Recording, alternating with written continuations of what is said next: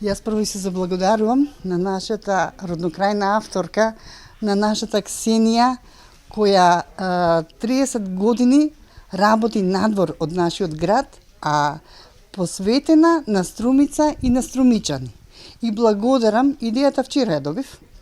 И дознав дека доаѓа за Струмица, решив одма да биде наша. Прво во библиотека, каде што го поминала целиот живот. Тука е она створена меѓу книгите, така да посакав да биде наш гостин, да направиме еден портрет, да се сетиме на сето она што она овие неколку години го работи, а е посветено на струмичани. Едно ќе кажам, кога ќе се обратиме Ксенија, имаме прекрасни творби од наши дечиња.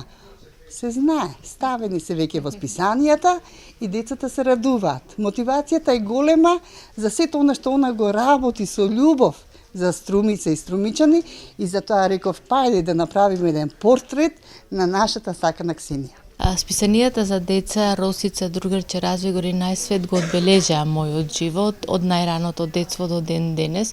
Во моментите кога беа објавени моите први стихови токму во Развигор, целата приказна почна со Развигор, не ни сонував дека денес ќе бидам на местото одговорен уредник во најубавата редакција на Светот детска радост, денес под просветно дело.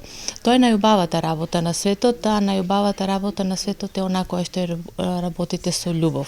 Таа е најлесна затоа што кога работите со ljubов нема пречка нешто да се надмине.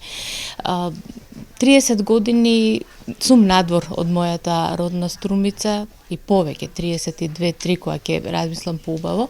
Меѓутоа, никогаш не заборавив на Струмица и она што ми се случуваше додека бев тука, имајќи во предвид дека библиотеката е од посебно значење за мојот личен живот, моите лични спомени.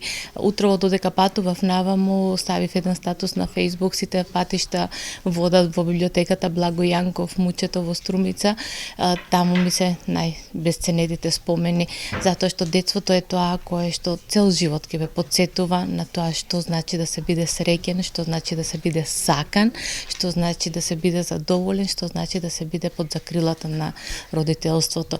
И затоа ја користам оваа можност да упатам апел до сите родители, порака до сите родители да ги гушкаат своите деца, да им читаат на своите деца, сето свое слободно време да им го посветуваат токму нив, затоа што тоа е она ковчеже со бесценето богатство кое што сите го носиме во текот на целиот наш живот.